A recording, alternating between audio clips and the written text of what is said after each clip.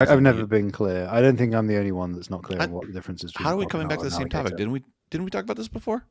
I thought Null he's got a crocodile alligator thing figured out. Well, the Steve Irwins are in Australia, and he's Australian, so I think that means he has to know. He's also muted. He's so also muted. That's where I asked. Start the show as you need to go on.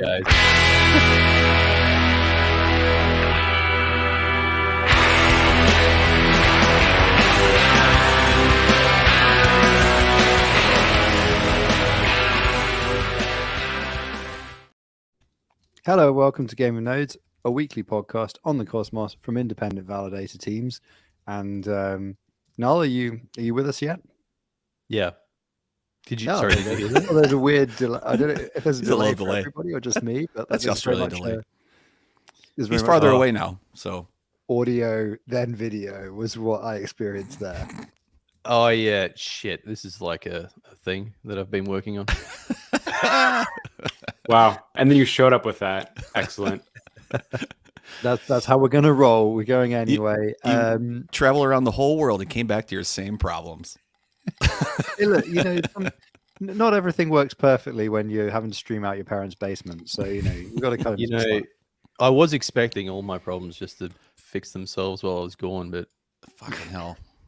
You were like, we were just talking about that. Fix everything. Yeah, I mean, it's just, here we are. I've got the same problems. Slowly getting more problems. Welcome to the bear market, baby. Wow. I have to say, but every single week, I'm just like, I wonder if this week will be better. And you are not allowed to complain about the bear market. None of you are. You don't know pain. Well, yes and no. Yes, let's go with yes and no. I would say that I assume we're referring to different ecosystems, and I would remind you about our AWS bill before you continue. Oh my God, and don't make me get out the calculator and tell you how insignificant your AWS bill is. It's still a stupid. It's such a fine line between stupid and clever. Yeah, it's just a little turnabout. Still turnabout. Don't make me do a full economic assessment here.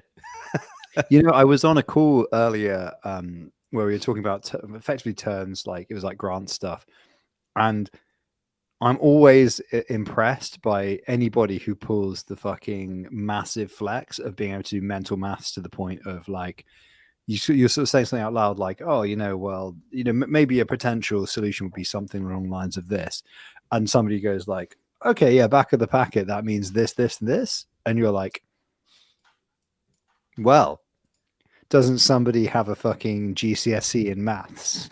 We go with back of the envelope here, but you can make an estimation just based on the information available. Yeah, it's not, you can just sure, but when you're talking about like some fucking DeFi degen shit where it's just like because the solution isn't like in crypto, the solution is never as simple as, hey, how about we pay you a fair day's wage for a fair day's work? No, like fuck it is. It's like we're gonna escrow some tokens with your fucking liquid bulls thing.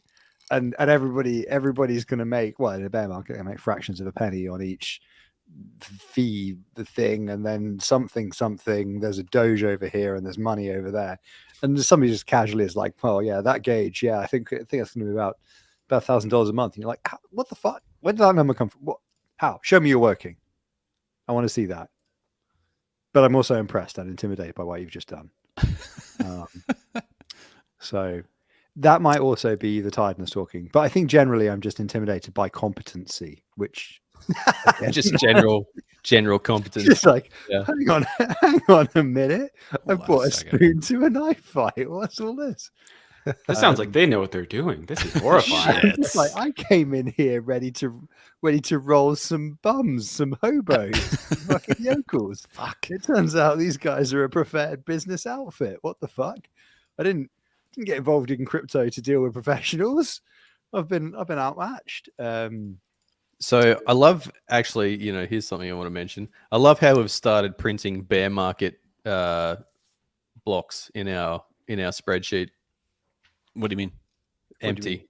Oh Empty. yeah, I know. We're Empty printing a block. lot of empty blocks in the spreadsheet. No, not quite empty blocks. We've got a couple of things in the spreadsheet, although We do. I noticed the thing that remains week after week, and it's getting like bigger and more redder, is the life is a meaningless march of emptiness and despair. Like complicate things with agendas. It's every just, few weeks we fucking just up true. the font size on that one. Just I feel like it has been getting bigger. to pep the team up, you know. Well, hey, you know, yeah, there's been a lot of inflation in the size of the baby. We're nearly. I fear that before too long, the Game of Nodes baby grow.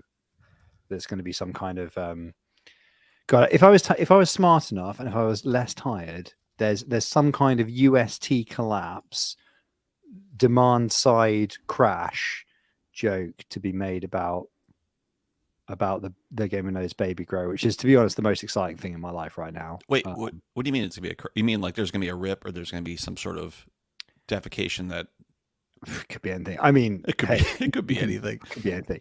Is what I've learned. I didn't think it was possible to poo through 2 layers of clothing, but I've learned.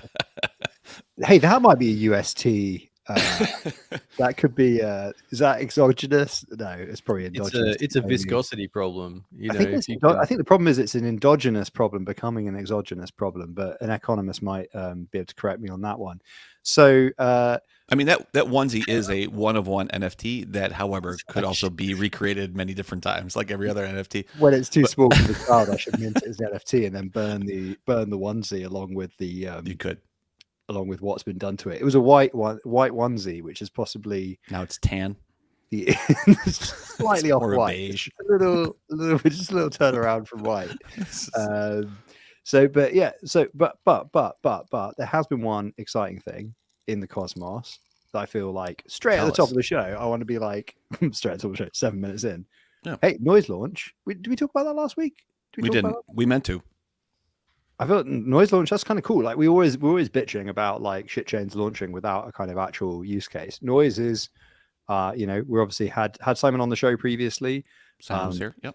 To answer our dumb questions. Like it's a useful chain with an actual use case. The DRAN stuff is pretty cool. I mean, like all these things, it's going to be rocky for a little while, and it's certainly not going to work particularly profitably, as far as I can tell from being in a bear market. But It doesn't need to be but I'm like my expectations. It's not like it's going to the moon, right? Like it's performing a service that you're telling me that Noise is not going to the moon. Sorry. Stop fudding my bags. Sorry. what do you mean it's not going Wait, to the moon? what? My bags. What? My bags. thought- But it Fud my it- bags, man. it's a Fuck, man, I thought I was going to clip my golden ticket. Shit. I'm sorry. What an Cut you right asshole. at the knees. But it is guy. it's providing value. It's obviously well engineered. It's going to do its job. Hopefully it can earn some revenue, right? Like what else do you want? It's solving a purpose. It can grow, right? There's other things it can do. We're also running the Drand robot, which is kicking ass. It's kind of fun. Are you winning the Drand battles? Yeah, every one. Which I think is a problem. Wait, hang on. What? How are you winning every one? That seems Anyone that I'm Well- in is green. I just went to go look at it because it's been running for a while. I'm running on a really overpowered box that is left over from another chain to be left nameless. And it's well connected. It's peered well. It is, it's doing pretty good. So I actually just checked in it because I was seeing how it was doing. But it's anything that gets pulled in, it's in there. I think that's a problem actually because it shouldn't be Is that way. it on a Hetzner box? No, it's sitting in Equinix. it's sitting on a box that's at an Equinix data center with like the best peering in the universe on an Epic 7543P. That's the only thing that it's doing is running that and a node that's until ridiculous. until the subscription runs out at the end of April, and then it'll go into a It could go to the far less great exciting. Hetzner in the sky because I mean DRAND Oracle, that's not breaking the Hetzner TOS. Sure. Yeah. I also run a node on it because I want it to be close to actually I send those DRAM to myself. I sent it to Polka because he's really close in ping, and somebody else I sent it to. So it sends out 3 and whatever wins, and yeah, it does pretty well. So is this an Aptos Life thing? Just having miscellaneous epic boxes Yeah, sitting around? It's set for decommission. I just missed the subscription date, so yeah, it's just sitting around. Oh, I have Mhm. 3 absolute units just sat in 2 OVH data centers for a rainy day. It's the life. It's a life. This is yeah. It's just we're just dripping with epic 48 What's core the- boxes laying around here. What's the line from Road to Perdition? This is the life we've chosen, the life we lead. There's only one guarantee: none of us will see heaven. Okay. what's the Ooh, it's a great movie. I don't remember the phrase though. How does that relate to what we just talked about? It's when he's trying to.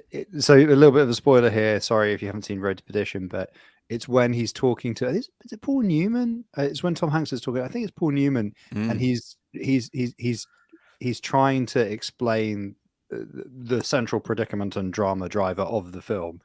Involves his son, and he's trying to explain why his son being wrapped up in the situation basically should exempt the normal thing that would happen in a mob organization when the thing that the important drama thing that has happened, and he's trying to sort of advocate for his son. And he says, oh, this is the life we've lived and this life we've chosen. Only one guarantee: none of us will see heaven. That's Paul Newman's character, and Tom Hanks, in his folksy Tom Hanks way, it's like, my son, mate. Or Michael. I think his son's called Michael. Michael, mate. Dude, your Tom Hanks is awesome. Yeah, it's good. Isn't it? That's really good. You've been working many on it. years. It's amazing. For many. I feel like I many- need to watch that Road to Perdition again. I was gonna watch A Man Called Otto tonight. it's Hugh great. Christen- That's what I've heard. Yeah. Yeah, it's So I fantastic. want to christen my new couch that I got yesterday. Christen. Christen it. In Yes. Christen. It's gonna be the maiden voyage Christen. of the couch. You got a new couch? I did get a new couch. Yeah. Oh Eh, shit! Does that mean you? He was like, we gotta Is go. that, Yeah, exactly. it's like Null slept on this thing. I'm burning it.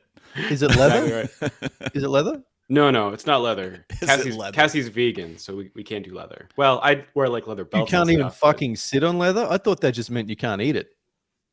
Well, I mean, it kind of depends on the person, right? But a lot of people they don't want to support the killing Slaughter of animals. Yeah. Basically, yeah. We're okay News with, like, just in. We're you- slaughtering them anyway.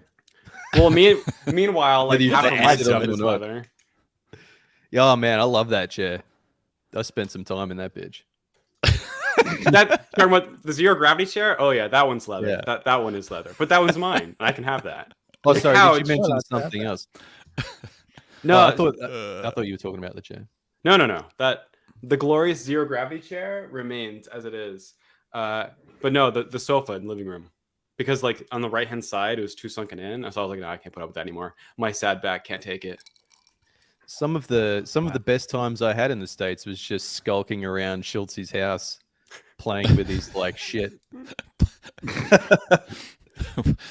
I kind of in my head, I can't decide because of the posters in Schultz's room. I kind of can't decide whether like you leave the room and it's going to be like a triumph of minimalism. It's going to be like all fucking Scandi and shit and really fucking West Coast and like nice, or whether it's going to be like just like cool shit everywhere, just like random Lego models and stuff, and just like ooh.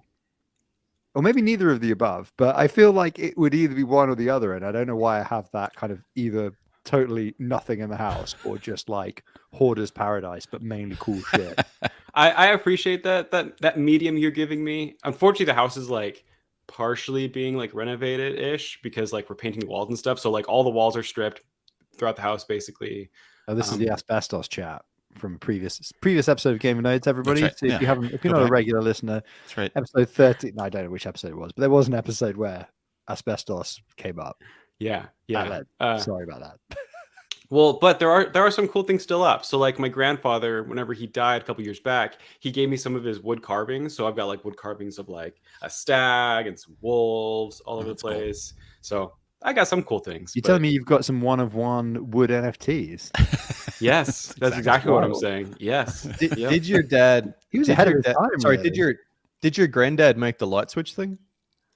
No, but he did make the table. The light switch thing, I think was from Etsy, but the table next to the couch, he did make that. Okay, cool. The glass table? top and everything. Yeah. Oh, he made next to the table. couch. Yeah. Okay. Yeah. Okay. Cool. Cool.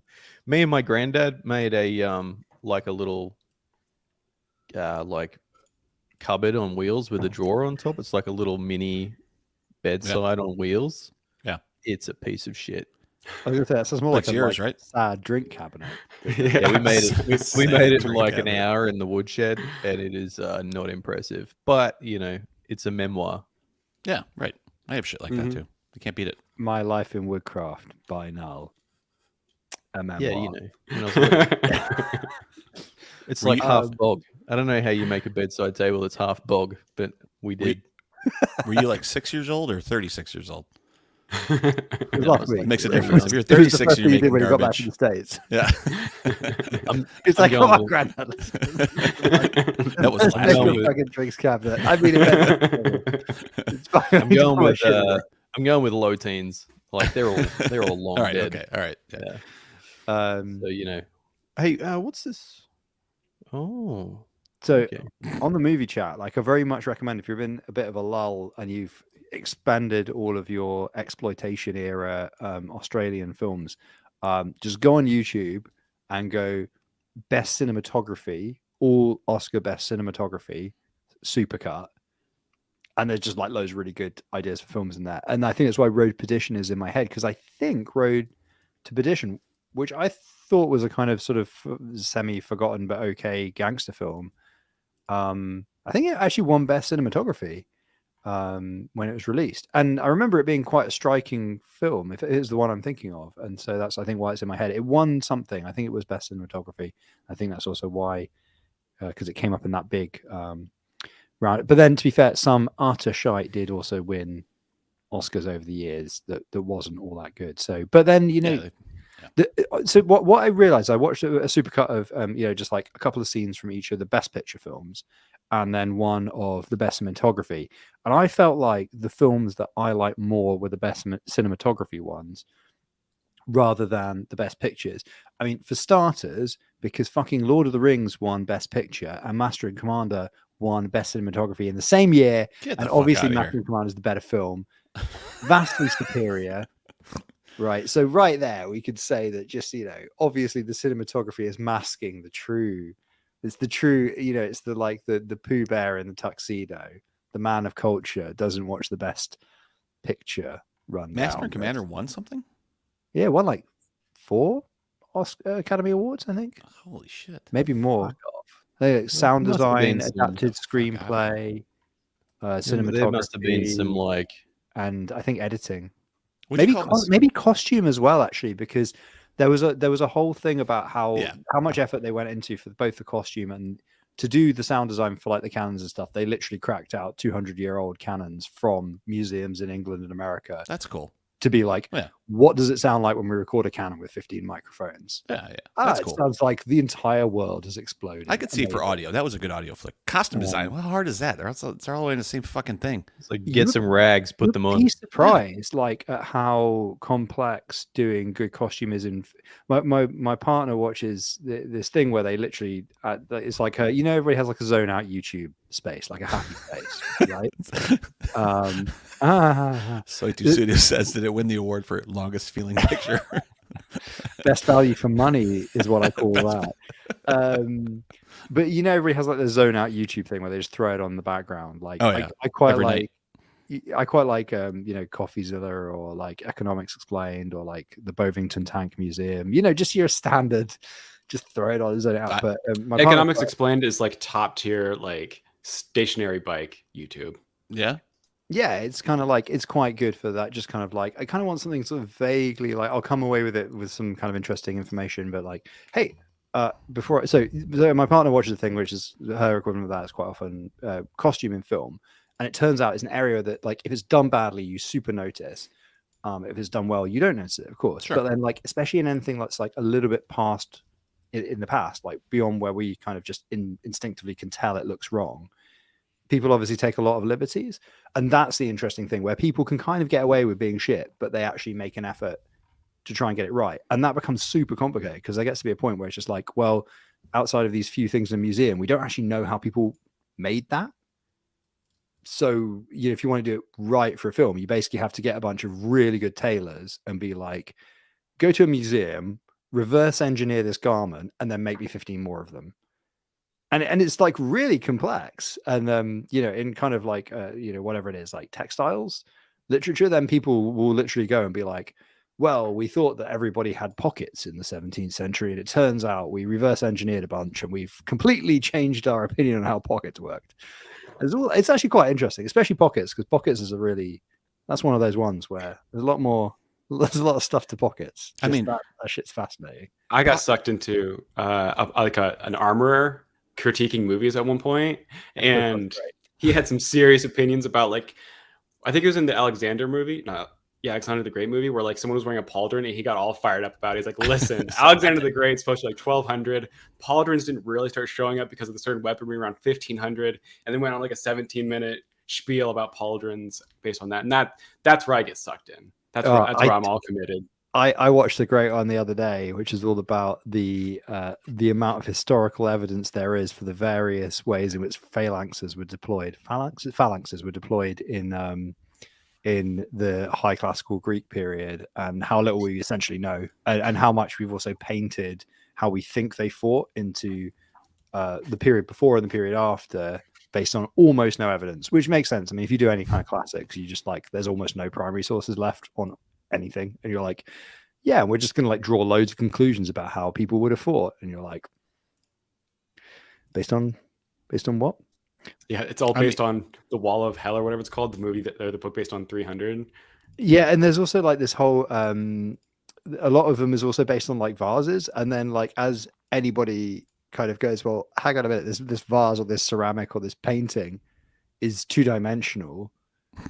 So if you're trying to represent, like, people are like, oh yeah, no, there's loads of periods where shield walls were used. And it's like, yeah, of course shield walls were used, but it's not a phalanx, because they've had to represent all the soldiers two-dimensionally. So they're all just in a line, but they're all just holding javelins, and they were probably just throwing them. It probably wasn't a phalanx. It was a different period of history. They're probably just throwing those guys and then probably just jerking off a guy over their shoulder and running in.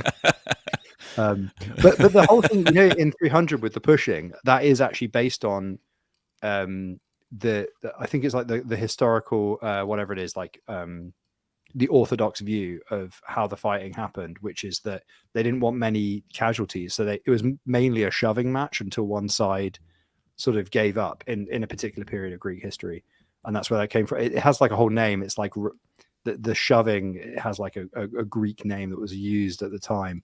But then there's like a dissenting view. It's just like, yeah, the front rows were shoving each other, trying to kill each other. That was not the main. They were trying to fucking win the battle. It was just tug of war. That's all it was. Yeah, exactly. You made a lot of additional conclusions about how this worked just based on one word. That basically amounts to shoving. So yeah. I mean, pockets or not, that Master and Commander movie really sucked. Yeah, I mean, I don't think there's that much pockets involved in that. I thought you said it was all about the pockets. It's all about I mean, pockets is an interesting subject in clothing. From having overheard a lot of stuff in the background around the house, you know, about clothing, I was just like, yeah, pockets. Who knew? Sometimes men had great pockets, sometimes women had great pockets. Sometimes nobody had good pockets. I mean, usually somebody had good pockets. There was a whole period of time where women just had like huge pockets in their clothes. You could put a whole loaf of bread in. Not today. Yeah, and now pocket poverty, right? There's no pocket. Yeah, we swung the opposite way. There's no pockets. It doesn't make any sense, and you need a pocket to put a whole loaf of bread in. Like, that's basically a basic. As soon as I heard about that, I was like, "That's great, that's amazing." Like, I mean, if you think about hoodies, I guess they're kind of a bread pocket, isn't it? Yeah, I don't know, but it's a bread. It's a women's pocket. pants. It's more of a sausage. Women's pants, when they put like a phone in their back pocket and like 3/4 is sticking out the top, that kills me. I don't know how that's so much trust in that pocket. Every single one. Very stressful, isn't it? Yeah. I'm like, oh my god, what are they gonna do? They're gonna sit on it and crack it? How am I gonna handle this? It's not even my phone. It's gonna fall. It's gonna. It makes me anxious thinking about it. I know. Yeah. And you might be like, I can't touch it. So what else did I learn from YouTube polls? I also learned one of the main reasons why the Russian advance was halted in Ukraine. You know, the northern attack down towards Kiev, where the Ukrainians were very unprepared. for an attack from that direction. Apparently, one of the big things that's happened between the Crimean offensive and now, with Western military observers and like trainers, is they emphasized NATO tactics rather than Warsaw Pact tactics, where Warsaw Pacts tend to be top down. And the big thing that changed between the World War II and maybe also like Vietnam and stuff, and sort of now, is that special forces tactics have sort of bled down into all NATO armies to a lesser or greater extent, where special forces tactics from the Second World War, like the US Marine Recon, the SAS, those kind of experimental groups at the time, where it was like, yeah, we want an outcome, go scout this island for Japanese, tell us how many rough force strength, right? They're not like, take this boat, go to this island, do it in this way. They just be like, go and find out. Right, so it's outcome based, and like the SAS, they'd be like, go and blow up some planes while they're still on a runway. Outcome based, right? Yeah. It's not. Yeah, it's not like take 4 jeeps, 10 men in 2 sections, and it's just like, go blow up some fucking planes, blow up as many as you can, do it however you see fit, go for it, bam, knock yourself out. But that kind of gradually became like more of the kind of strategic doctrine for outcomes. Like at unit level, you have more flexibility as a small unit commander to basically drive the outcome that's been given to you. And apparently that's the thing that is supposedly the thing the Ukrainian army took on most, and has accounted for some of their ability to repel the Russians in the early stages of the invasion, because they were able to go like, well, we need to blow up some T-72s. What's the most flexible way we can drive that outcome? It's kind of like an agile software approach to blowing up T-72s rather than a real top-down waterfall. That wasn't even a way I didn't realize that was going to be the punchline to that. But anyway, Cosmos. Well, hold on. I got one point to add to this. It's interesting you bring that up, because there's been such a discussion lately around autonomy in like children, and it's kind of interesting that the military, who traditionally kind of treats their I don't want to say their peons, their individuals as children. Thank you, they're troops. Yeah, that's better than peons. Yeah. As children, that the conversation's turning around into like, well, if we provide people more autonomy, then maybe they'll succeed more. And so that's a big discussion. My family's, there's a lot of teachers, and so that's been in vogue in the last like year on how can we provide more options for autonomy, and how does that lead to success and whatever. But anyway, just want to throw that out there, that it's kind of like goes 1-to-1. It's almost like when you empower people to, like, you give them the tools to do a task and you give them an outcome that you're mutually aligned on, they tend to have a better chance at success. Yeah, because then they can, use critical thinking skills, and like there's might be some sort of emergent creative thinking happening. Yeah, wild, crazy. Yeah, it is obvious in hindsight. It's one of those classic. It was obvious in hindsight. But hey, we're all going to be obsolete thanks to GPT-4 anyway. So, but honestly, not everybody does well in that situation. Like I agree with you. Like you have to have and this is an entrepreneurial type of group, and I think our listeners are very entrepreneurial as well, because you're like in this ecosystem, and but that's not everybody. Some people really only feel comfortable when they have clear direction on what needs to be done next, and that's okay. Like there's nothing wrong with that. Like they want direction, and not that liberty creates stress, and it creates like consternation, and then you like they don't do anything, or you're in a position where I need to be told exactly what to do, and they'll do it very well. But that's not everybody. That's it's a weird human dynamic, right? But then that's also like that's the difference between sort of, well, this is the difference in military organization between sort of enlisted rank and file soldiers and non-commissioned officers and commissioned officers, and that's why you have the breakdown of responsibilities in the way that you do, and that's why outcome based strategy begins to work pretty well, because you've got a really rigid hierarchy for escalating a decision. Yes, but you have a clear, at any given point you should have a clear person whose job it is to make a decision to drive the outcome. So they're just handed down an outcome, and then eventually there's people who have to action that outcome, and they're given, okay, there is the T-72, please. Yeah, figure out a way. Yeah, exactly. I think the actions from our little conference here are take this Javelin missile, fire it at that T-72 from whatever position in this general wooded area seems to be the most naturally defensible to you. Yeah. Fire and shoot, take out, maybe more than one T-72. Use your initiative. Really, I'm going to leave that. I'm going to leave that with you as an action, but it will look good on your OKRs if it's more than one T-72. So anyway, that's the rubber chicken's gone. That's 2 minutes. That's the end of this morning stand-up. So everybody, 1, 2, 3. Yeah. Tank killers. Right. Let's go. I believe the traditional one is hooah. Hooah. Marine. That's not specifically the U.S. Marine Corps, Yeah. or is it the Army Rangers? No, that's I Marine think Corps. Marines. Yeah. That's Marine Okay. Yeah.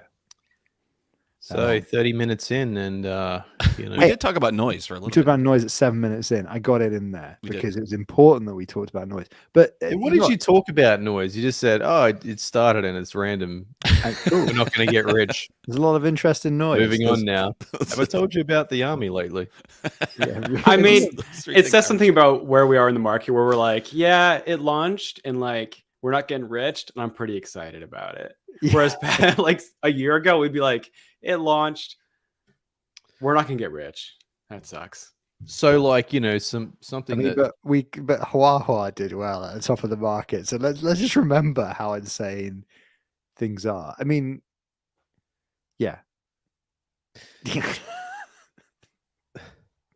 So I only got up not long ago, and when I woke up, I read the happenings around the internet in Cosmos, and I saw that there was a tombstone on Say Network with Horcrux. That is the rumor. That is Literally no way with Horcrux. with That- Horcrux. That's Is the rumor. concerning. Yeah. So Slightly, yeah.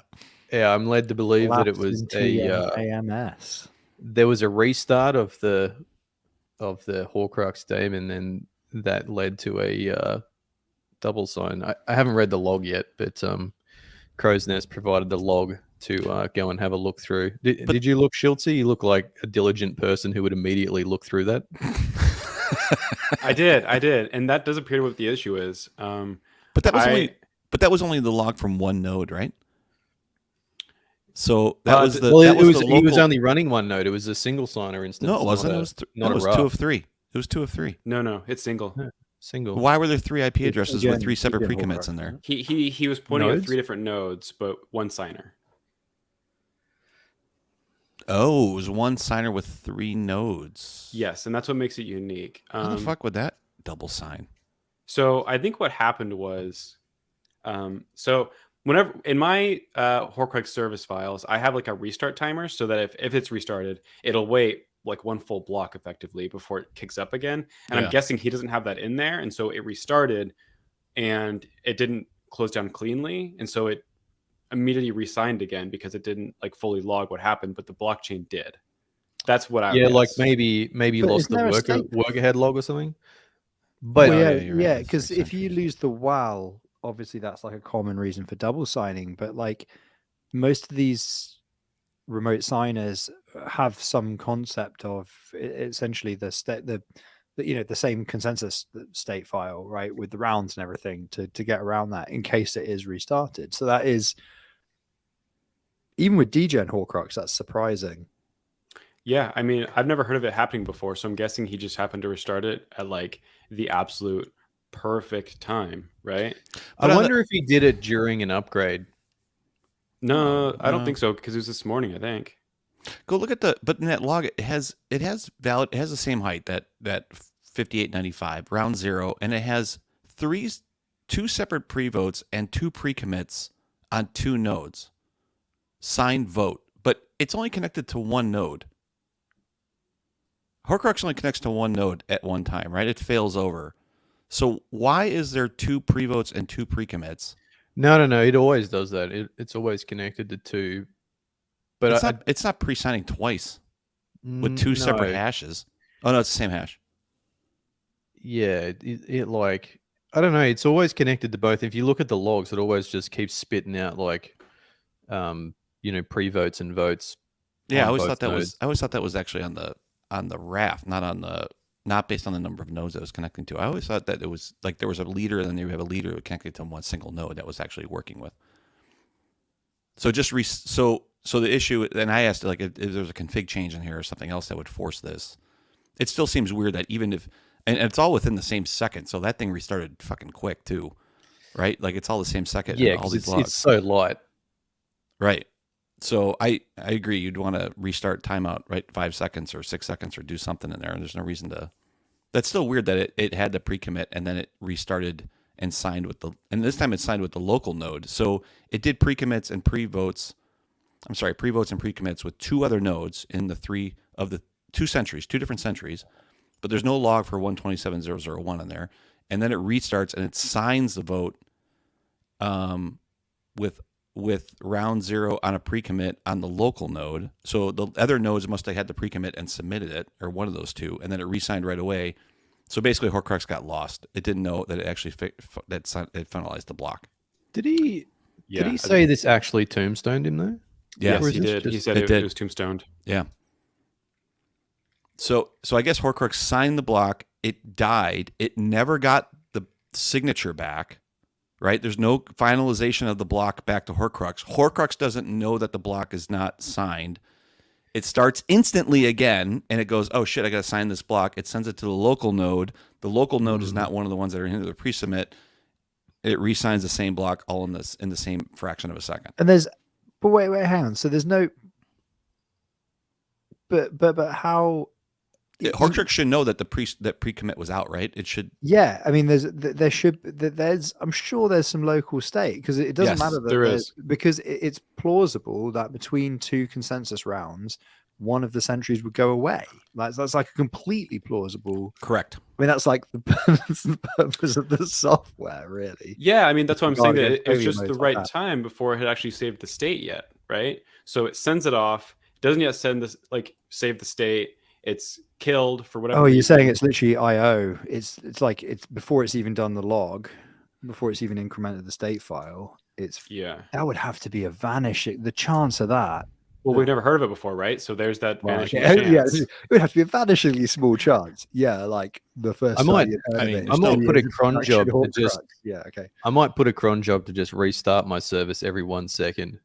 See what happens. See if we can force See it. if I can get a double sign over the next testnet, year. right? What? On testnet. Do it on Juno. On testnet. On Yeah. say testnet. Because this was on say testnet, this right? Or was this on some other testnet? This is on Atlantic 2. 2, It really yeah. shouldn't matter though. Make The sure block your time shouldn't matter attestation's here. the right box when you do that. I don't know, man. Atlantic 2 is a little bit weird though. It's not like general Tendermint stuff. But They've I mean done some shit. but agreed. But this is all happening within a fraction of a second on the same. I mean, honestly, it would be. I'm not sure. This seems like a defect, but depending on what happened here, it would be more of an issue on a slower block time chain than a shorter block time chain, right? Because like this is basically in this restart. Well, like this it is this to do with Horcrux is state designed file to work on normal Tendermint, right? And Say's done some shit to theirs, and that shit that they've done could cause some issues with this potentially. Yeah, Correct. it's kind of back to the even though you would intuitively think that the slower block time might leave more of a gap for the error to happen, what if one of 2 things is happening? Is there's some interaction with Tendermint that's resulted in the state file not being updated, and that's where it's not like disk writing is slow at the end of the day. It should write quickly, even if it errors. Like the chance of that is tiny. Plus, it would be. But there is like a cached, fundamental assumption. Well, not a fundamental assumption. There's a pretty big assumption in Tendermint that your blocks are a second at the absolute quickest. That's kind of everywhere. It's sort of the assumption in Tendermint that it's not really going to get quicker than that. So maybe Noel's right, and there is some like edge case behavior because Horcrux was developed originally several years ago, and it's had updates and stuff since. But it's still like it says this is alpha software in big letters on it. Yeah. Do not use our mainnet. Yeah, just like TMK. It doesn't say that, but but it should. Yeah. Yeah. That's So crazy. I'm just gonna start while we're on this call, just restarting my Horcrux on say. prolifically and see what happens and watch the log. Why not? Sweet. Maybe we'll have another tombstone by the end of the episode. Eh? What's that? Yeah, we'll know if Real-time tombstone. That hasn't happened before. Hey? Real-time tombstone on the Tombstone of the week is ourselves. In the chat, by the way, on the costume front, Ben Davis said, used to work at Shakespeare's Globe. The original practice costumes were insane. Fake eyebrows were a thing and made of ferret fur. So there you go. There you go. You need to emote more with larger eyebrows. Kill a ferret. That's what you can take away from if you take one thing from this week's episode, it's not, hey, go and check your Horcrux setup. Ferret fur. That's what you take from this episode. What part of the ferret? Probably just the ferret's eyebrows. Yeah, ferret's eyebrows. You not see the how many ferrets have to die to get one set of fake ferret fur eyebrows? The whole of a haunch of a ferret is one eyebrow. And 2 ferrets per pair. Hey, so follow up from last week. Actually, it's not on the spreadsheet. We're off piece here. We're off spreadsheet. We're off spreadsheet. There's nothing on the spreadsheet, so it's fine. We've gone under the rope again. We were in a very roundabout way. Maybe talked about the AIB lawsuit non-compete situation. Everybody else is like, "Oh, please don't bring up the legally complicated thing again." But I found out something interesting in the week following, because something had been kind of nagging at me that I remember, again, YouTube hole at some point. I remember hearing a thing and being like, isn't there a whole thing about non-competes in America? And I basically looked it up and like citation needed with all these things. But I think there is actually currently a thing where the FTC is trying to bring in legislation to limit the use of non-competes, specifically because of tech firms maliciously fucking each other over via the use of employee non-competes.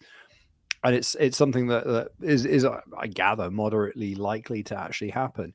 But it's interesting that literally the exact, kind of the what's it called, the day-to-day meme. This is the exact one thing we didn't want to happen. This whole situation, which is a bit of a joke. It's amazing. There's literally a piece of legislation that people are trying to introduce to solve this exact problem, and you're like, hey, that's why it's working. I bet it won't happen as a result because it's probably bad for Google or something. No, I think we talked about this before. Like, non-competes are really hard to enforce in the U.S. Like they just you can't. The U.S. court system will not allow somebody to not live and not earn or feed their family because they worked at XYZ and they want to go work at someplace else. Like that's extremely difficult to enforce. Like if I have a very specific skill set and I create 5G modems for Qualcomm and I write non-compete that I can't go work at Motorola or wherever else, that is extremely hard to enforce because that's my skill set. That's what I have. And so you can say I can't work somewhere because of whatever, like that. Those things are typically thrown out instantly. Now, we talked about before, like stealing IP, stealing people, stealing customers, that's totally different. Like that is like me bringing what I know to companies, one thing. Me raiding the fucking office locker and copying everything off and bringing that to another company to be able to provide a competitive advantage is totally different. And that stuff is that can be very painful. But yeah, like non-compete. So I'm not surprised they're trying to throw it out because I don't think actually. I'm not convinced that like those major tech companies still do those. I don't think, like, I haven't seen one in a long time and I haven't heard of them in a long time. I think everybody recognizes that they're really not enforceable. Now there are, like I said before, like intellectual property agreements and like security agreements and things like that around sharing data. Absolutely. But not in that situation. I had to sign a non-compete when I was at Intel, but that was about a decade ago. Yeah, maybe a little more than a decade, and it's definitely changed since then. Yeah, I think it's really difficult to limit to like and the other one would be the other area would be like acquisitions. So if you're a single or a small organization that's acquired and you have a consideration as part of that acquisition, you're not going to go start a new company or you're not going to go work for some of these competitors. That is also. That's reasonable because you're being compensated in lieu of that. Like there is we're buying this company, and so part of that purchases, you can't go start you can't just leave the next day and go start compete against this. Like, and that's pretty enforceable as well. Yeah, okay, I can imagine that. Yeah. Hey, so when this bear continues another 2 years and we have to decide what we're going to do in lieu of going back to McDonald's, is this going to just become Game of Nodes, the slightly complaining pretty much. It already is, right? small business owners podcast, where I don't know, I'm going to. So, like, if you were going to do a different small business, what would it be? I feel like Noel would be some like specialist. Like, it would be like, oh yeah, we're the only people in Australia that make helicopter rotor blade polymer. I'd do roof cleaning. It seems like relaxing. Not even roofing. Not even roof cleaning. Where you like spray it down, cleaning. Scrub the shit off it. Haven't you seen TikTok? You can make $300 a day doing that, or an hour, or whatever they say. What? Per job? There you go. I don't know. My ass, you can. Yeah. So you do a roof, go to the pub, spend that $300, do another roof. Don't fall off the roof. Easy peasy. Do not fall off the roof. I was talking to some roofers in the autumn, and they were saying that apparently the old climate change is making the roofing game much more difficult because a lot of the roofs in the UK are slate. They're obviously black, and they get really hot. Oh, that sounds brutal. And yeah, they're just like the country's not designed for it to be 30 degrees. And let me tell you, as a roofer, I'm the first person to know that. And you're like, I also not going to attempt this guy's accent because he was from Hull, which if you know, you know, right? So, but yeah, he was saying like every single day of the summer he was just roasting out on a black roof. Something tells me his accent sounds a lot like Tom Hanks. So I have Are all your accents the same? I roofed my house in the middle of summer, and it was not pleasant. And an Australian summer is a lot more savage than a British summer. Yeah, that's probably fair. So the joke about Hull, right, is that there's only one vowel in Hull, and it's Yeah, that's the Hull accent. It's like I say, very hard to describe, but when you hear it, you know it. Oh, hey, I'm related. We're clearly jumping around subjects here, but apparently Dennis got the waiver. So get me up to speed. What was the waiver for? What for? To work on the open source software that he had previously been working on. Well, hold on. It gets more complicated than that, though, because Dennis got the waiver, but the person that was like representing them is now being sued. Grace, that sounds right. Yeah, they're still saying Grace, but Dennis has got the waiver. So Grace got Dennis off the hook and got sued. And they're suing her for disparagement, right? Because she was so vocal about it. I think so. Yeah. I don't know how you can give him the waiver and then there's still disparagement because you're kind of agreeing with her. Yeah, it's like, you're probably right. Yes. Is that what you're talking about? Yes. Yeah. Those people are crazy. In Noel's opinion, and if I think I might have double signed. You can come to Australia and try and pull it out of his parents' basement. I think I double signed. Did you? No. Yeah. Well done. Funnily enough, I used Watch to restart this thing. Just like Watch restart. Oh, and you dash did. N1. Did you double sign? He did. Is it showing on like? Is it? No way! Yep, jailed. There you are. Well done, dude. Tombstone. This is monumental. So let's see if I can Defect present confirmed. my. It's amazing. There you go. So yeah, apparently you can double sign with Horcrux proved. Here's That the is proved. tombstoning event. Yeah, there you are. Well, you're missing like fucking crazy. So it's missing like crazy. Is it just missing, or did you actually get? No, it must be tombstoned. It says that you're jailed, but is it? Are you actually tombstoned though? Well, if I'm jailed, I'm tombstoned because. Oh yeah, I guess that's a pretty short period for. Yeah. Like that was it had like perfect signing. So this is about when I started it. This is how long it took. Not long. Dropped a bit there. Missed a bunch in a row, and then bang. Yeah. Wow. Oh, it says Tombstone right in Todd's dashboard. That's really handy. Look at that. All right, I might start spinning off some Look at that, Juno it's signs to fancy. make a Helps tombstone on me, there. doesn't it? Wait. Tombstone. Ta-ta-ta-ta-ta-ta. So don't restart every 1 second forever. Is that what you're Yeah. saying? Yeah. I wonder if, now that proves it on say, and it's really fast block time, but maybe we could So go on Juno mainnet. do Juno mainnet next. Yeah, or Juno testnet. You know, YOLO, whatever. Yeah, so that took about 10 minutes, I guess. Wow. Yeah. Good job. Well done. Way to check it. So when you submit a bug report, are you just going to link this? Just- episode? just Just put say, it- yeah, it's about 45 minutes in. You'll find it. I think we showed the log on the screen. Maybe didn't. Anyway, cheers, lads. I can find the log. I've got it over here. Well I was done. watching the log. Come on, get the log up. Let's have a look at. Get your log out for the lads. I don't really want Thank to. you, Let's have a log. look. See. Let's see the log. Come on. Look, man, I don't know how to find it. Like that's. What was the time on the block? It was 2:49. 2 minutes 40. Or excuse me, the 49-minute mark. I don't know what it'd be. For you. 21:49. 6 minutes ago. 49. Fuck, my logs might UTC. not go back that far. UTC baby, the only time zone. No, I missed it. 6 minutes? How No, fast it's not on the screen as well. How fast okay. does your log rotate? Well, yeah, just fucking get more log. There's no reason logging anymore. You have nothing to log. You might as well kill it. Yeah, exactly. So how do you do that with the time thing? Because I never really did Journal that. control, and then there's a fucking live. There's a you can do a from on journal control. From and what's the time format? Give me 1 second. I mean, it's got to be ISO, hasn't This it? is- I Otherwise mean, we're this all is- doomed.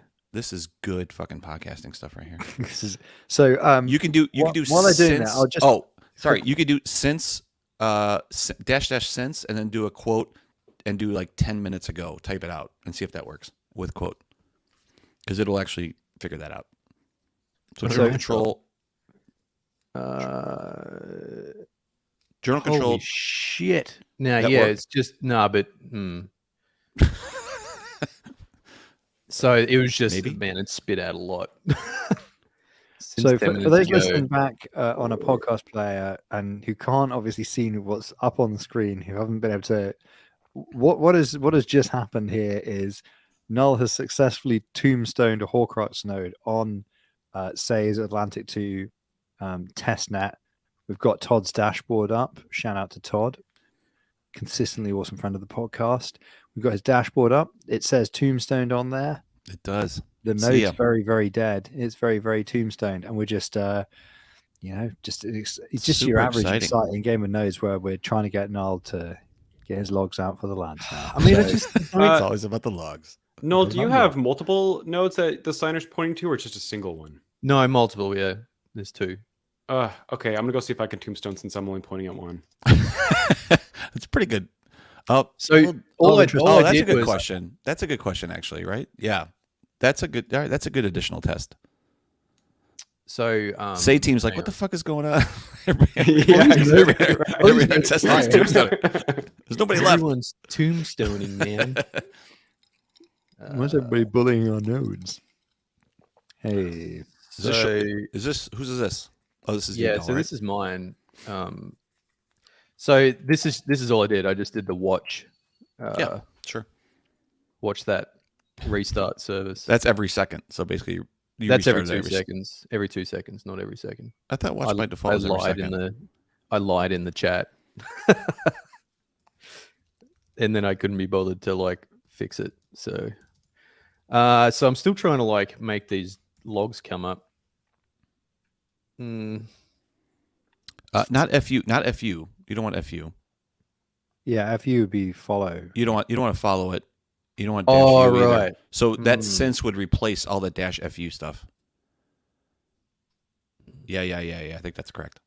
I could be wrong. I haven't done this in a while, but I think that's usually what it is. Yeah, there you go. That's 10 minutes ago. 21:50. Yeah, look at that. Fucking A. 50, so that's too far away. Or not, that's too close. Oh yeah, do 15 minutes ago. Yep. 49, what was it? 49 what? I thought we said. Oh, 47? somebody replay the fucking tape. I thought it was. It's not something I to thought you scroll said back. 49. Well, you're getting pre-commits here, so it's after this, right? Yeah. I think this is about Horcrux it. is going to show How can I make more lines print? just hit Oh, space and go to hang the on. next page. What Yeah, are you doing? okay. Yeah. What are we talking about? We're laughing and learning. We're laughing and learning. We're laughing and learning. I mean, I don't use this functionality in. I always follow. Like, I don't use this in. No, it's general okay. control. You can do like up and down and everything. It's just going to do everything from 15 minutes ago till right now. Sigs.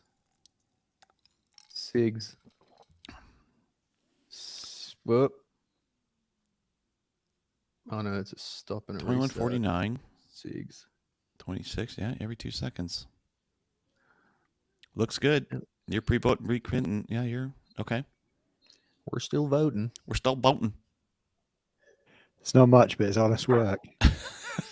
This is truly the life of a validator. Like, okay, something This went is good wrong. times. I know. If you're listening in, This is good, honest validator work right here. this is Look, good we're- podcasting. we're too. doing It's probably the proof of closest to concept. actual work I've done all day. This is- oh yeah, I could probably get a block on one you tombstone too. Yeah, does it say what the height was? I can take a look. This is I good. think This it is good did podcasting say, right here, right? It did This is say good stuff. on Todd's sexy dashboard, didn't it? So- It did actually. Oh, it Yeah, might. yeah, it did. For those listening at home, we're just scrolling logs here looking for the event. We're just trying to find out what the fuck is going on here. Hey, this is fun. This is I don't think I can. tombstoning validators see just to it. feel alive. I love it. This is actually my first ever tombstoning. Oh, look at that! I'm live on stream. That's amazing. This Congratulations. might even be my first jailing. Thanks for doing it for the. Oh, I've gotten the jailed before. Are you rolls. kidding me? Who gives a shit about jailing? I Wait, do. no, you. I thought you jailed on a network early doors. Hey, Oh Dude, no, you- you, like on, what are you on talking about? mainnet? You've been I've jailed never on it. been jailed in mainnet. Get the fuck out! You've been jailed on Atlantic 2 and Dev 3 like 1,000 times. What are you talking Yeah, I've about? never been jailed in mainnet. Oh yeah, I don't think. Well, I was on Nomic, so that. But that's yeah, my only mainnet. one, I think. Yeah. Well, I I was can gonna still say, test if that. we're Right? counting if we're counting test nets, then I think I've I've never double signed anything, but So we've scrolled through about can't a remember if I've thousand pages here, and so we've gone through about 1,500 lines. I think and, you're and still. it's all been in the same minute. Yeah. Yeah. I think it might still be if you -fu it looks like it's still doing its job in terms of pre-signing pre-commit, even though you're jailed, right? So that No, that- Yeah. it's a- right. It says signed vote, right? It shouldn't do that if it was. is it showing signed vote? Yes, it's signed vote. Round 0. I don't know, yeah. but it's just the signer. Does the signer actually know if it's jailed? It doesn't. It's just getting a package and signing it, right? in I the don't chat. think so. Ben I think it said knows. Scrolling Logs is a good band name. Scrolling logs. I Can you a just former check the housemate had a band unbonding called- block? Can you query the CLI for the unbonding block? God damn it! Come on, man. a former housemate had a band called the I'm here Flaming pressing up Logs. and down. That's the least you can do. You had to go just command tab to Todd's thing because I think he had. Oh, Ben, I can send you a fucking hat too. No, it doesn't. It doesn't say what block you tombstoned on. Well, Oh, it does it? should show the current block that it's on because you shouldn't be moving forward, right? In Yeah. theory, Yeah, no. I mean, the other thing you can do is just look at the height, and because you know what height the height. double sign. the height's progressing because it's connected to someone else's. Yeah, but you know what height the double. You know what height the double sign was because it was on Todd's dashboard. No, it's not on Todd's dashboard. I thought it was. That height's progressing because it's connected to it's still connected to the RPC. Okay. I had the same thought. Fuck, man. all right. So it would be query slashing signing info. I gotta find your fucking developer. All right, give me a second. I just gotta get into that node. This is good. This is good entertainment. This is content, man. This is content. I like how whenever Noel got jailed, High Tides validator got pushed into the active set. Did he? That's good stuff. just good just stuff. printing misses now. I think so. All right. Wait, so you're all doing Say Atlantic too, are you? Yeah. Yeah. Yeah. So the two savants on the chat are both tombstoned. Let's see. Your developer. Oh, Oh, your cons pub. Fucking shit. 1 second, please. Holding. The fun sounds Holding. of somebody trying to cross work out all the various different addresses. Love it. I love that we have 10 different addresses. Here you are. I It's could. very convenient. I mean, the thing is that every network has their own weird way of doing all the various stuff, and it's always a faff. It's almost like it'd be a lot easier if there wasn't all this cryptographic nonsense in the middle of all of it. Man, where is it? Because the definition of it's sort of like needle in a haystack, but with like a loaded revolver that's already gone off. I mean, I feel like it's going to be pretty uneventful when I find it anyway, because it's just going to be like it's signed and then it's signed. What if we grab the Byzantine behavior message? We could do What's that, that? right? From our logs, we could take our logs and pipe out the Byzantine behavior message, right? That's I'm trying to find the. You could probably Well, probably could query you that not for do the- like say D Q But- evidence? Actually, would that? Oh, what, CLI? yeah, what did what was the? Because you can Actually- you can query the evidence, can't you? So You're on I can't remember the exact CLI command, but it was something like say D Q. That's what I'm looking. That's what I'm looking at. It's Q evidence. query / signing info. Yeah. But actually, you're looking at the wrong. I think you're looking at the wrong log because I don't think Horcrux knows. Right? It would only be in the node log. Horcrux doesn't know you're signing or double signing or anything else. It has no fucking idea. It's just a signer. Go to the SAID log. Well, and query TMKMS for. knows. Horcrux Well, knows. the only thing we can see Yeah. here is like the only Average thing we farm can see knows. is that Average it's farm voted knows. on the same block with different signatures. So we really need to know the block. It feels like that was directed at me. I'm trying to. It says invalid character S looking for beginning of value. Fuck, man. I don't know Yeah. that. If I had a same node, I'd SSH onto it right now, and I'd be pissing around with the command line. I'm on but- slashing info. It's just not coming up. I'm not sure. All if right, Shane's let's something just with give it. up on this shit. It's tombstoned. So Congrats. it took about 10 minutes. That's like, there you go. Kids, No regrets. no regrets.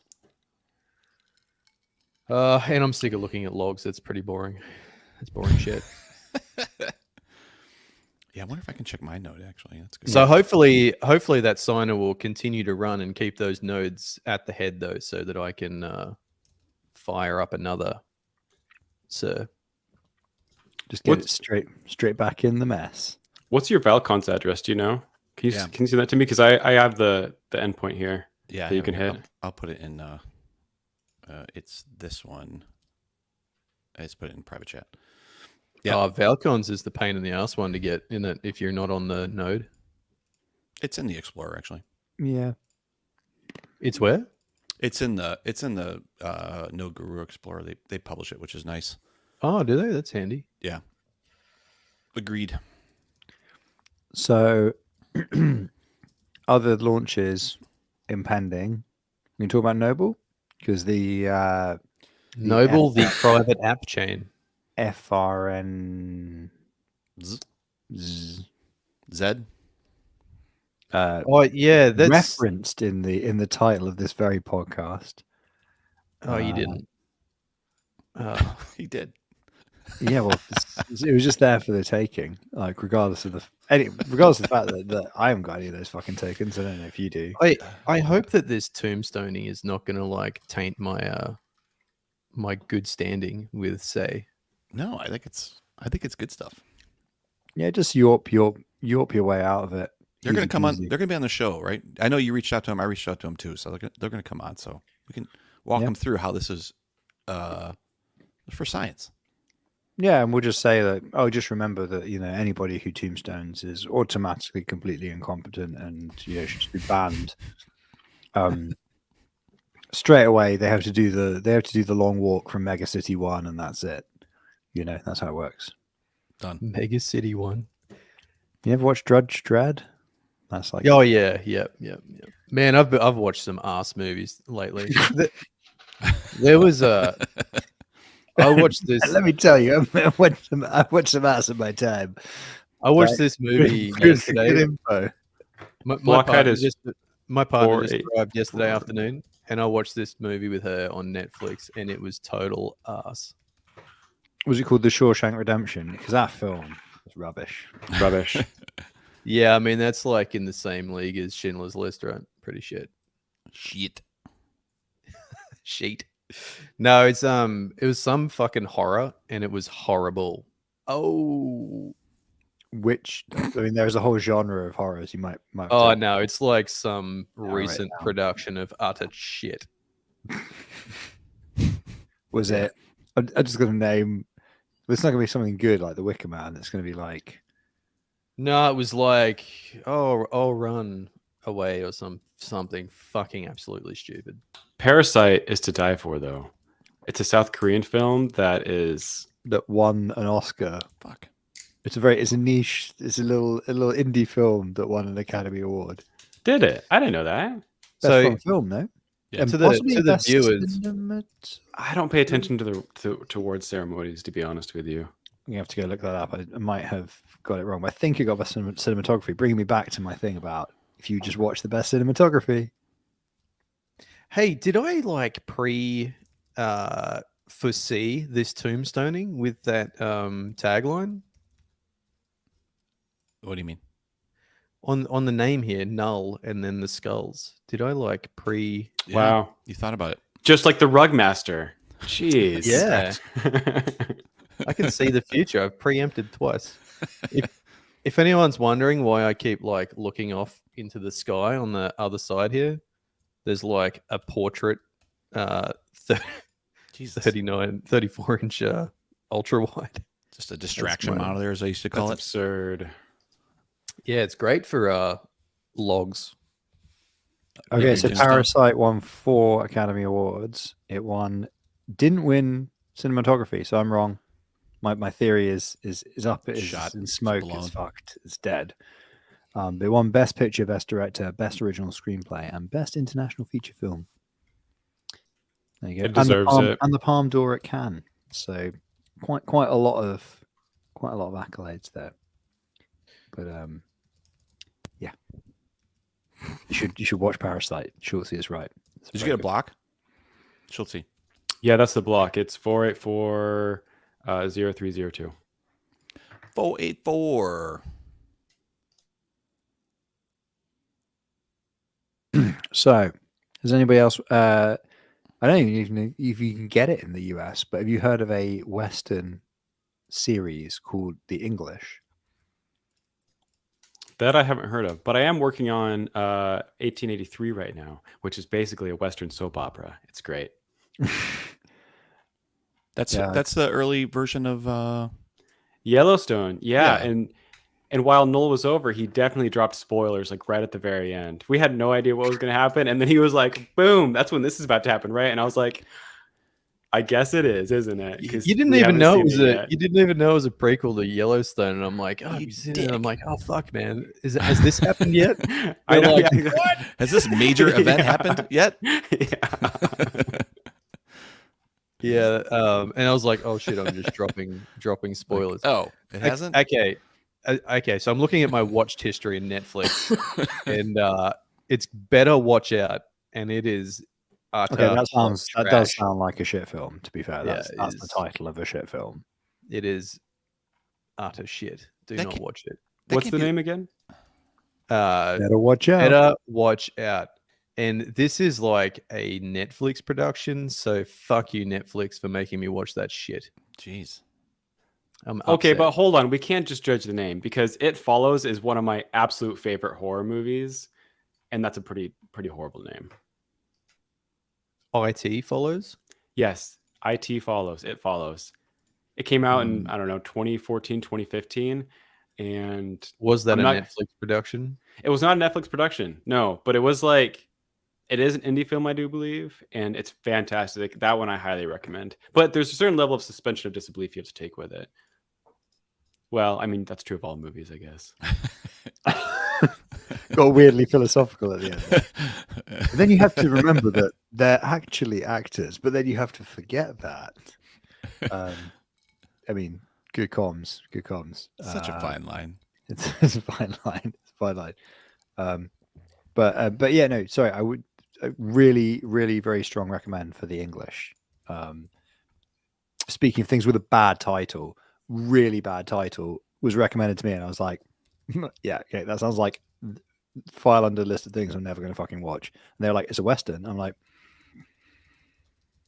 I don't get it. Still file under the list of things I'm not going to fucking watch. And then I think, yeah, it got nominated for a couple of BAFTAs, I think. And then actually did watch it and was like, it's very slow and very dark and not much is happening. Stereotype, but yeah, this is my kind of jam. And then yeah, it's very, yeah. You should have said Emily Blunt was in it, then I would have been all about it.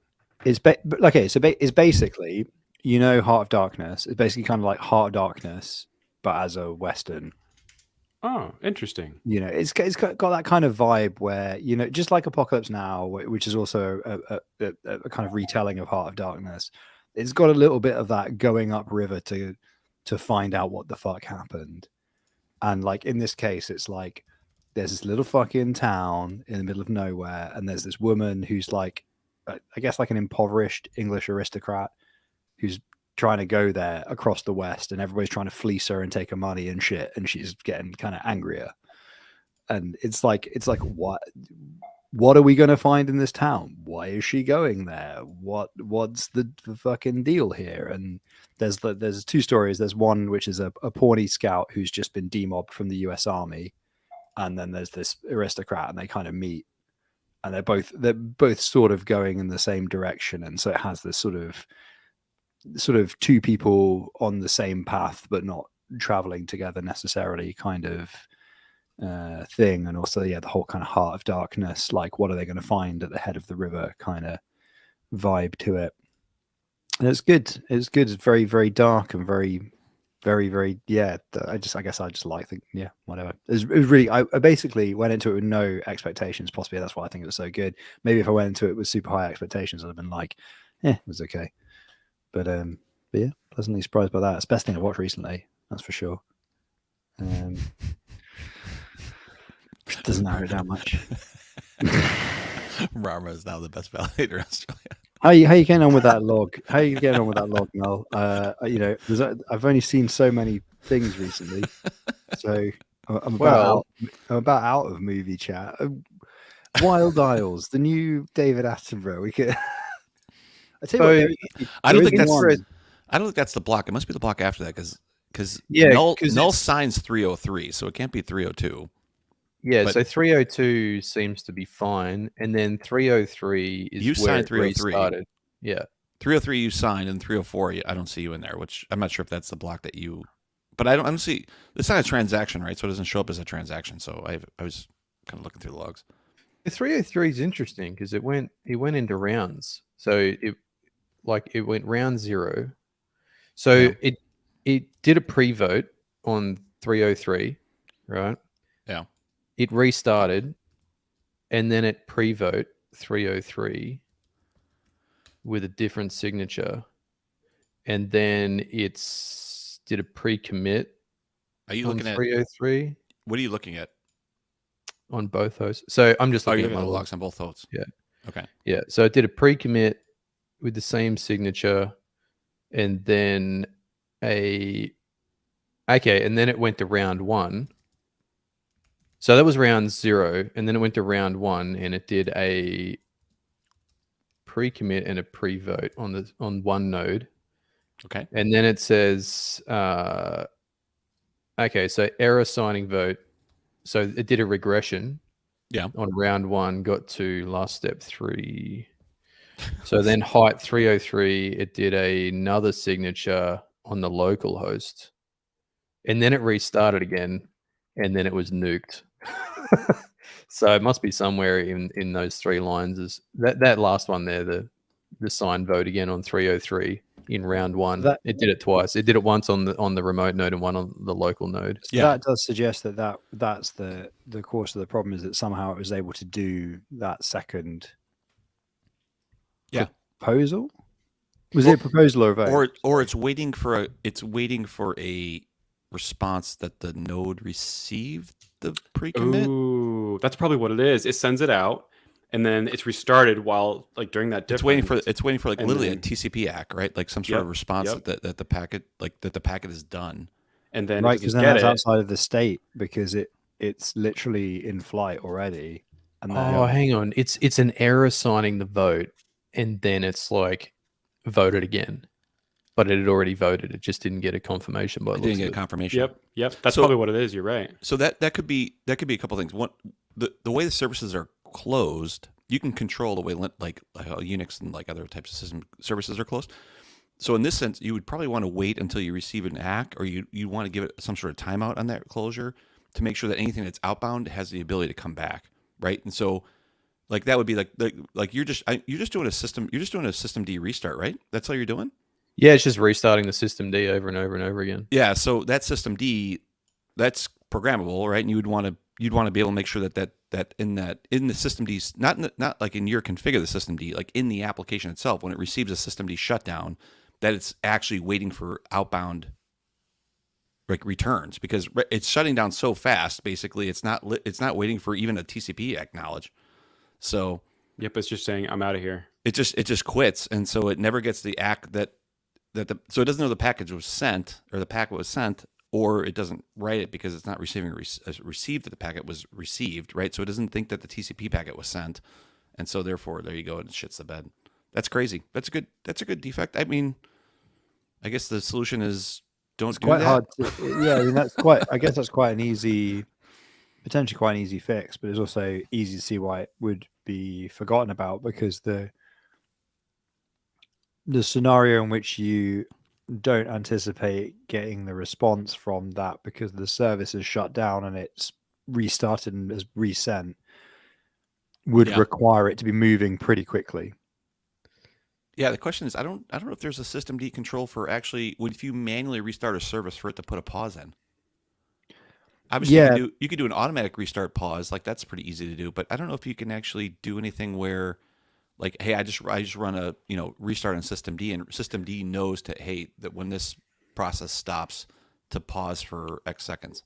Right, but the fix is in the software, isn't it? To just it say, is, well, for sure. it shouldn't. If it's when it starts, it shouldn't be doing that behavior. In the case that these, I guess, oh god, there's actually, it's actually quite, it's a bit. There is a solution there, but it is.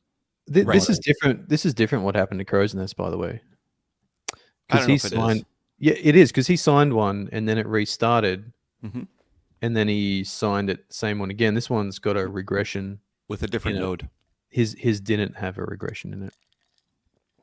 But again, that could be related to not receiving the ACK, right? So this signature, by the way, is the same. So the 303 signature is the same. So the step regression, see that looks like the node replied with, like the node actually received the receipt on a different round. I don't know. Yeah, because the round shouldn't go that fast rounds. either, though. But the round, why would the rounds go that fast? You're doing this like literally in milliseconds, right? Well, there is like a lot of round ones. If you watch the say logs, there's a lot of round ones. So this might be a say thing, because it's so fucking fast that it does lots of wild shit. Yeah. But anyway, that's fascinating. There you go. That's pretty cool. I mean, again, that's a good question. I don't know if this is a say thing. I know Dylan was talking about. I'm sorry. We were talking about trying on a different test net and trying something that's not at 300 millisecond blocks, but that would be interesting to try too. So just try it on a different test net and restart the thing like every fucking quarter second or something. Right. Right. But it does. The Fray, will you vouch for me if I had Tombstone on Juno? Yeah. Tombstone away. I mean, I think most of us Tombstone back on the Astarte days. So like, I mean, you can Tombstone on mainnet. It's not going to cost you much at the moment either. It's fine. That hurts. Call me an ambulance. I'll redelegate myself stakes to someone else than Tombstone. Yeah, just sign. Yeah, there you go. Yeah, I managed to get that meme totally wrong. What is it? Call an ambulance, and then he pulls the gun and what? You know the No, I don't. You know the meme. The meme. There's like a guy getting robbed, like an old man. He's like, "Oh no, call me call an ambulance," and then the mug is like, "Huh?" Like he's having a heart attack, and then the old man goes, "But not for me," and he pulls out like a shotgun. or something. Okay. It's like this meme format. So memes are this thing that the kids use. Actually, no, memes are this thing the millennials use. The kids use fucking TikTok, don't they? I'm Yeah. sorry, the Frey, did you say The- something like controversial? What's Rama talking about here? I just said you can tombstone a mainnet and it won't cost you. It won't cost you much. Oh yeah.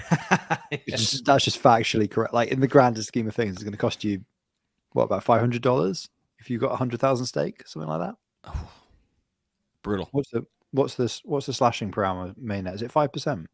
I think it's 5%. Yeah. Okay, so it's going to cost you $5,000 if you got 100,000. I mean, delegation. $5,000 might not be much for $5,000. a big shot like Needlecast, but when you King Nodes $500 on the fucking line of poverty, it's that'd put us under. It's a handful of days before the end of the tax year, so I think it depends whether the slashing would count as an income loss. Ooh, it's a taxable event. If it's a taxable event, then it would be sad because it would basically come out of employee payroll. But we'll just tell all the interns that they're going to have to fight each other for their pay. It'd be easy peasy. Ben Davis says Core One has noticed Juno price at last. Only took a year. That's not fair. That's not fair. It's funny. I mean, it's fair. I mean, it's actually fair. Ooh, we've got an update. Did you Andrew- tombstone? No. Oh, Almost more interesting. So they've already done, the Strangelove team has already done analysis on it, and they think they found the issue with it, and they are going to remove Horcrux having single signer mode in the next release. boo. Degen No, Horcrux it's is like, the way to wait roll. a minute, that's my Oh, that's not the output we want. What? That is not a solution. That is not a It's a fucking sh- solution. But what we've That is a decided shit is that solution. Null's use case should not be supported anymore. That's fucking so we're gonna awful. take it out. That's bullshit. That's not a solution. I can sign with a single signer on Say. I cannot with a raft. But I mean, the problem doesn't exist if you don't just fucking rapidly restart the thing anyway. Just add a timeout. Add a thing that knows the state. Like just add a thing that looks at the state and then skips a block before it starts trying to sign again. Yeah, I agree. I feel like there's other ways you can solve this. Horcrux. I think Null, it's time for you to finally elevate. Yeah, to there you the go. The maintainer of Horcrux Classic. Degen Horcrux classic. Horcrux. It's Yeah. Horcrux. It's the greatest drama in the Horcrux community between Horcrux and Horcrux Classic. We'll see how it works out for both camps, huh? In 5 years' time. Now the question is, can there be IBC Horcrux? Oh, then there could be a Horcrux app chain. You got to pay to keep your nodes alive. What was that Wait, isn't chat that in? what we already do? Was that the Signal chat, or was that the? There's like a chat in Twitter, Telegram. Is it, what chat was that, Chelsea? Where you saw that? Yeah, Was let that me the Telegram one? Yeah, let me add you to it. One of 75 different communication methods. Uh, I'm I probably I wonder already in why. it. I wonder why single node would this be a single node issue? I think it has to do with like if yeah, you're in it. What's the name of it? The chat? I'm gonna wave at you so you can see it. Null's bullshit. But it's called Horcrux Hangout. Oh, that's it. So I think if you have multiple signers, like the odds of all of them are starting at the exact same moment, I think is where the issue is, right? So Right. like if one node restarts for multi-signer, then it'd be totally fine. Yeah. But Yeah. Yeah. That's what I was asking. Yeah, So that if goes you back have to what I asked infinite initially. nodes, you can never double sign. That's right. And you will also never sign a block. So the latency between them will be too high. So you'll finally achieve the platonic perfection of validation. Schrodinger's crux. Schrodinger's Hawk. Yeah, it's all getting a bit. Yeah. Yeah. I guess that makes sense with if the, you with never the raft. sign. If you With the never raft, sign, is that yeah. not perfect signatures? Yeah. That makes sense with the raft. I guess that's not. I don't know if that's the solution of the signing piece, or it just means that you can't do it all at the same time, so therefore it wouldn't happen. The solution is if you never sign, you can never sign twice. That's right. That's exactly what I'm getting at here. Yeah. But So more just you know, you don't actually have to sign anything to be a validator. You just have to be able to cover the slashing cost. So That's just right. unjail, like, you know, cron job unjail And every vote, I guess. 10,000 blocks. And you got to vote. Chill Validation had a really cool signing idea for validator. Really, you don't even need to see a node. You can just consume what everyone else is signing and see which one has signed the most and just send back that same signature and be like, boom, I agree. Then you can have a light validator. A light node. It's just a relay back to where it came from. Yeah. And then, yeah, you could probably do that just like on Croncat. Don't even need to run anything. Just Croncat a fucking thing going back. Uh-oh. Maybe. It's like a whole set is just echoes of the same signature. There's only one dude doing it. Well, that'd be the logical conclusion, right? There's only the one person actually signing, and then everyone else just echoes it out. Yeah, I see the same. I see the same signature. Wow. I see the same thing. I mean, that would be like peak decentralization theater, wouldn't it? If it just turns out everybody's just echoing the same one. It's like Twitter. It's kind of what we're already doing. Yeah. I mean, yeah. Where we're at right now is very much the theater comedy. It's the pre. Although no, it was. I mean, was FTX like the .com boom or .com crash moment for probably not. It's probably going to be a lot worse, isn't it? There's no way that's bad enough. I mean, really, it's kind of disturbing to think that things are only going to get worse from here on out, isn't it? Like, or better, depending on your view. We've said there has to be a compelling event that's gonna change the trajectory. So we'll see when Noble launches. I'm curious on what native USDC does, if that is a input or an output. Like getting away from that, like having that be an extremely frictionless bridge, if you want to call it that. Is that going to increase the amount of individuals in the Cosmos, or is that going to not make an effect? I think it's a good, compelling event that should hopefully change something. Well, it's interesting as well because I guess there's a lot of TVL already locked around other bridged USDC like Axelar USDC and stuff, and like that's what a lot of other chains have used. So there'll be a question, I guess, whether or not like liquidity migrates in that direction, like is in the direction of Noble. But it's like, but if that value's locked, or if it's in like, DeFi protocols where there's like a more long-term locking mechanism or something like that, it'd be interesting to see if that actually does migrate, what pace it migrates at, because that could be like a serious barrier for adoption, you'd have thought. I mean, everybody agrees that bridges are, we want to be able to be an IBC world, right? So the long term is that we would hope that IBC does replace that structure. And so like that it's a good thing that that's happening, right? Like that's a positive. It's not a negative that, 100%. that value is going away.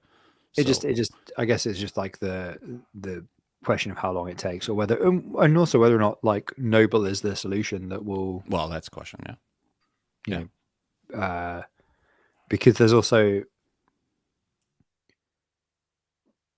Well, yeah, I don't know. I think it's one of those where, especially in my current sleep deprived state, I'm not sure I'd be qualified to talk about it at the best of times, really, although I will.